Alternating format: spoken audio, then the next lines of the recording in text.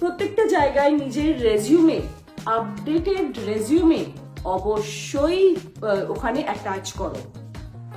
সব সময় এইটা খেয়াল রাখবে যে যখন কোনো রিক্রুটার ধরো ওই জব পোর্টালের মাধ্যমে তোমার সঙ্গে যোগাযোগ করতে চাইছে, সে তোমার প্রথমত সেই জব পোর্টালে গিয়ে তোমার ওই পোর্টালে কি বিবরণ দেওয়া আছে সেটা দেখবে। তারপরে সে যখন একটু ডিটেলে জানতে চাইবে, সে তোমার রেজিউমেটা দেখতে চাইবে। এবং সবসময় তো অধিকাংশ ক্ষেত্রে যেটা হয় যে তোমার নকরির প্রোফাইলই বলো বা লিঙ্কডিনের প্রোফাইলই বলো, লিঙ্কডিন তবু হয়, নকরির প্রোফাইলটা নিয়ে তো সে রিক্রুটার গিয়ে তার কোম্পানিতে দেখাবে না।